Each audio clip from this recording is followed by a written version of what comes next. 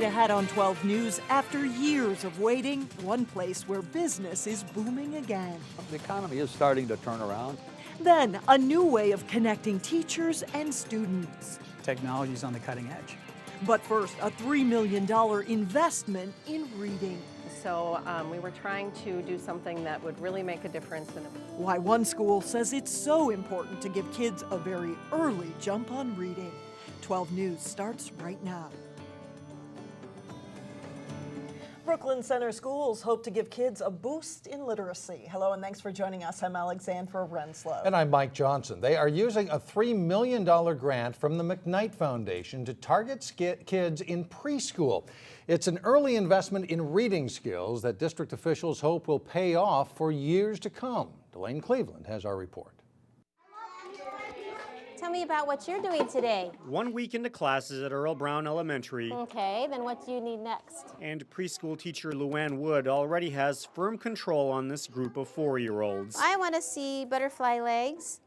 And what are your hands doing? Mrs. Wood has taught preschool here for 13 years. Oh, this is a great age to teach because they're so spontaneous and candid. So come along and see the sun array. It's time for school. But this year, class is a little different. Last year, it was a 3-day-a-week program for 2.5 hours. We've increased the school time. Now we're going to go to the middle of the story. Increased to the tune of 6-hour days, 5 days a week during the course of a full-length school year for about 60 students in the district. The amount of preschool time now being offered in the Brooklyn Center School District is unprecedented, with a strong focus on reading to learn. District officials owe it to a 3-year, $3 million grant they received from the McKnight Foundation. We were trying to do something that would really make a difference and that would really get our kids where they needed to be by 3rd grade.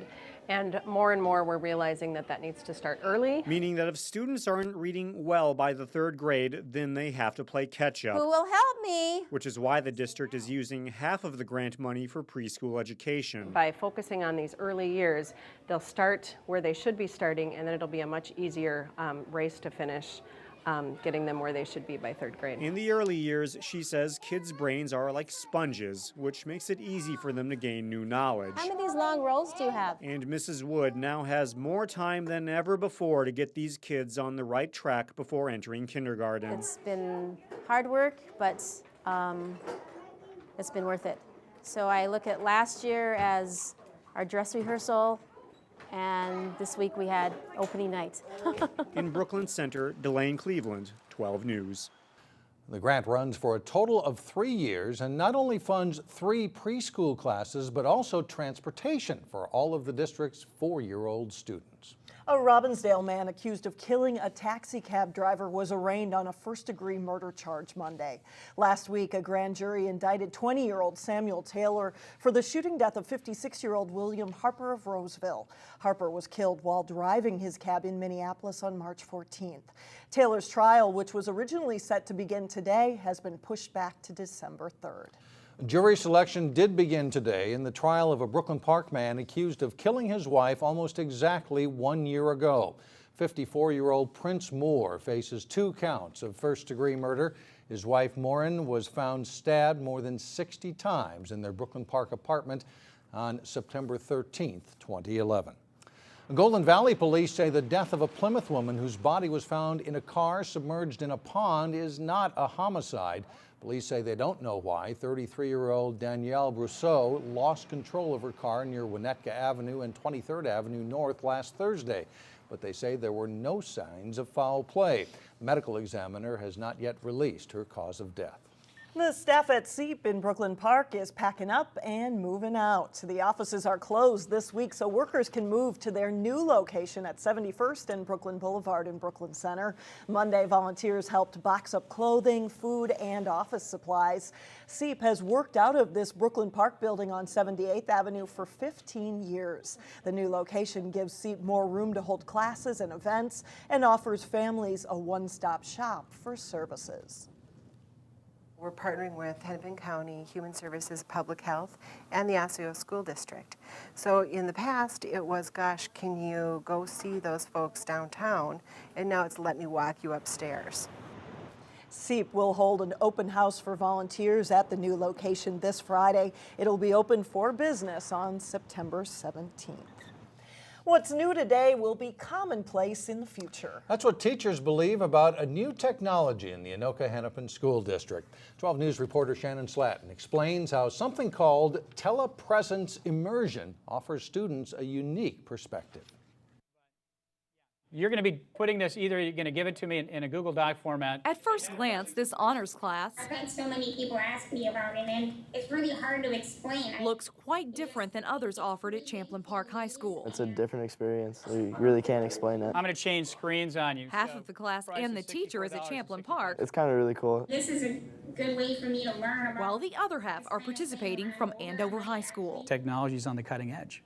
It is, you know, this is corporate, this is state of the art. It's called telepresence immersion, I'm familiar with it from the corporate side. similar to a teleconference in the business world. Just going, wow, how are we going to do this for the high school? First, Anoka-Hennepin schools built identical high-tech classrooms, one in each of their 5 high schools. It didn't matter if I was in Blaine or Anoka, they looked the same. Then monitors, cameras, and microphones at each seat allow students to interact as if they were in the same classroom. It's a good way to connect with people from other schools. It's definitely brought us all together. This is pretty sophisticated. It also allows classes you that could come up typically with have 2 low bullet points for enrollment to be every one of combined across schools. It gives the other students an opportunity to take the class if it wouldn't have gone forward. 8 advanced or honors classes are using this technology this trimester. There are some nuances to it, like having my students behind me as opposed to me dressing the entire group and walking around.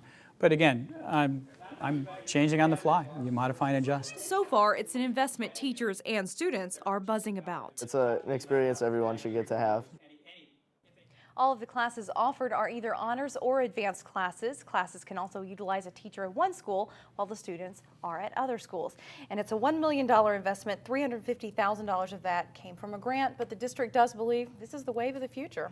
Looks that way. And so the difference here is that the students could take a class that might not be offered at all because there's too few of them in any one spot. Sure. So if they've got 3 students here, 5 students here, it'd be canceled at those schools. They can put them together and have a larger class. Keep the and have it class work. intact. That's Most of these classes are?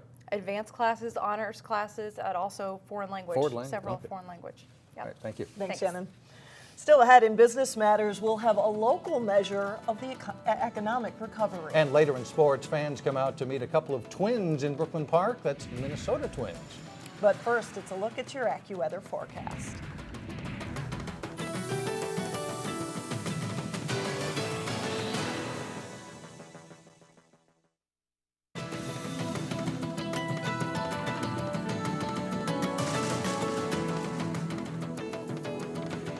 In Maple Grove, it is yet another sign that the economy is slowly starting to come back. Within the past year, more than a dozen new businesses have filled up the Dunkirk Square retail area near Dunkirk and County Road 30. And that's after the area sat largely vacant during the recession after Target moved out. In today's Business Matters, we take a look at what spurred the growth. It is a White Castle slider. It's 100% pure beef. When White Castle opened its doors in the Dunkirk Square development August 26th, There are many of White Castle cravers out here, and we literally opened the lines out the door. the family-owned restaurant chain sold 20,000 of its signature sliders on day one. We feel pretty fortunate to get this corner right here because it's quite a busy corner. White Castle is the latest to join a dozen other businesses that have moved into Dunkirk Square since 2011. Big Lots came in that added a lot more zip to the area. Metro Storage, Becker Furniture World really kicked off the development. City Administrator Al Madsen says Maple Grove's growing southwest side helped attract the big anchor stores. Lots of traffic passed here, and that's what retailers look for, is a lot of traffic. Once those big box tenants were secured, the others followed quickly. In fact, more quickly than anyone expected. You assume that it's going to take a few years, to find the businesses to go in there. And so, yeah, it surprised all of us, and I'm sure it surprised the developer too. Back at White Castle, We already have a bunch of cravers out here, and we tend to go where the cravers are. market research revealed White Castle fans would come if they built it. Now they're on the hunt for newbies to give it a try. That's very good. In a kitchen where they can produce more than 2,000 sliders an hour, there is plenty of room to grow a Crave Nation here. It was really the ideal location for us. Once Starbucks moves into Dunkirk Square next month, the retail center will be completely filled. And that was my first try at White Castle. I thought it was good, but we got some cravers here at Channel 12. There's a photographer, Photographer Ben Kroll. Yeah. He's a craver. You bet. Coming up on 12 News, it is not exactly like CSI, how you can get a taste of what police work is really like. And up next in sports, a recap of week 2 in the area in prep football. John Jacobson has that and more in just a moment. John Jacobson with sports. Great weekend for football, and this game came as advertised. This was a good game, Osseo and Maple Grove. It was, you know, some penalties, some turnovers, but entertaining game right down to the very end. It was a fun one to watch. We're a couple of games into the season for most local football teams. Week 2 featured some interesting contests that went down to the wire. Maple Grove and Osseo renewed their rivalry. Maple Grove jumped out to a 13-0 lead in the first quarter on 2 Bryson Woida touchdowns. This one on an interception return and later on a pass reception. Osseo had a strong second quarter. Tony Gamache answered Woida's pick 6 with one of his own. This one tied it up before Maple Grove retook the lead late in the first half. Osseo gets the only points in the second half, and Troy Cray's 36-yard burst midway through the fourth quarter gave Osseo a 26-20 win. They are now 2-0. Champlin Park and Hopkins locked up in a thriller at Champlin Park. Quarterback Trevor Garrison's touchdown run in the second quarter put the Rebels up by a 20-7 score. But Hopkins rallied to retake the lead. Watch the fortunate play here. Quarterback J.T. Den Hartog's fumble pops right to Terrence Bowers, who takes it in for the TD. Hopkins wins a thriller 37-32 to improve to 3-0. Wayzata's game featured a lot of defense against Eastview. Nelson Moan of Wayzata getting the pickoff in the third quarter. His return sets up the first of 3 touchdowns for Mitch Underhill as the Trojans pull away from Eastview for a 24-7 win. And the Trojans are now 2-0 on the season. In other games this week, Park Center picks up its first win of Ricky Foggy's 2-year coaching career. The Pirates beat St. Francis 19-6. Antoine Scott rushed for 148 yards in the win. Cooper, 1 week after a disappointing loss to Benilde, put 60 on the board against North Branch. Billy Kellogg rushed for 205 yards and 4 TDs. The Hawks piled up 419 yards on the ground in the 60-28 win. Wayzata, Minnetonka, and Eden Prairie all finished in the top 7 at the state Class AA girls swimming and diving meet last fall. And those schools were part of a strong field at the Minnetonka Invitational on Saturday. 50-yard freestyle race. Emma Paulson takes second place for Wayzata. Teammate Anna Petty is third. In the 100 butterfly, Eden Prairie freshman Bree Thorne is first. Mackenzie Merriam takes third for Wayzata. Stephanie Dice of the Trojans finishes fourth. In the 500 freestyle, Courtney Evenson is second for Armstrong. Kira Zubar of Eden Prairie is the winner. Emma Rule of Armstrong finishes third. Here are the final team scores. Minnetonka wins the meet with 700 team points. Wayzata comes in second place with Eden Prairie third. Maple Grove finishes fourth. Armstrong is fifth with Hopkins placing 6th out of 8 teams. Although the Minnesota Twins season hasn't produced as fans had hoped, the players are still a pretty good draw. Hundreds of fans lined up outside Festival Foods in Brooklyn Park Saturday morning for a chance to go inside to get autographs from Twins catcher Drew Butera and outfielder Josh Willingham. Fans were asked to bring cash or a food donation for the Community Emergency Assistance Program, CEAP, in Brooklyn Park.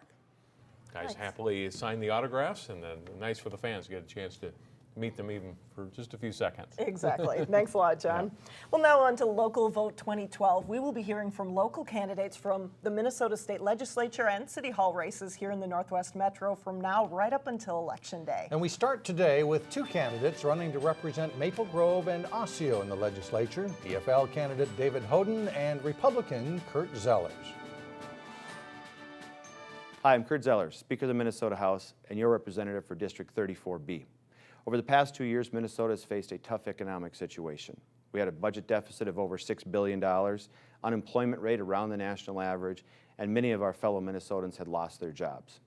As I sit here today, I'm proud to say we worked with Governor Dayton to balance that budget, create a $1 billion surplus, drop our unemployment below the national average, and our education funding is at its highest level in years. But our job isn't done. With your support on November 6th, I'd like to go back to the Capitol, work to improve our economy so we have not only good jobs, but great careers, continue to reform government, and as well, make sure our education system is among the world's very best. I ask for your vote on November 6th, and I thank you for the past support. Hi, I'm David Hoden, and I'm running to represent Maple Grove and Osseo in the Minnesota House. I'm hearing the same frustration from you that I'm feeling. We're tired of partisan leadership that's led us to gridlock, government shutdown, and short-term budget fixes, like borrowing from our schools. I want to bring back that Minnesota tradition that recognizes the relationship between good jobs, both public and private, and great schools. A vote for me is a vote for open conversations. A vote for me is a vote for long-term solutions. And a vote for me is a vote for real leadership. I'm David Hoden, and I want to represent you in the Minnesota House. And we will have 2 more legislative candidates coming up tomorrow. Coming up next, think about what it takes to become a police officer. How you can get a sneak peek behind the badge. We'll be right back.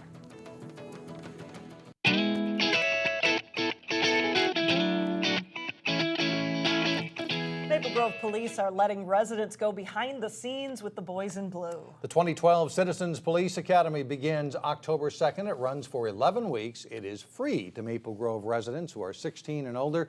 The deadline to apply is coming up. It's September 19th.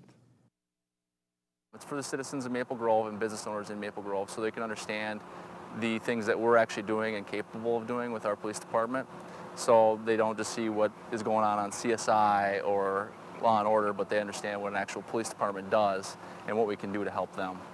And police say many who have gone through the Citizens Academy go on to join the Police Reserve Program, and they help out at parades and other events in and around Maple Grove. And you may have seen a few of them out in Osseo over the weekend.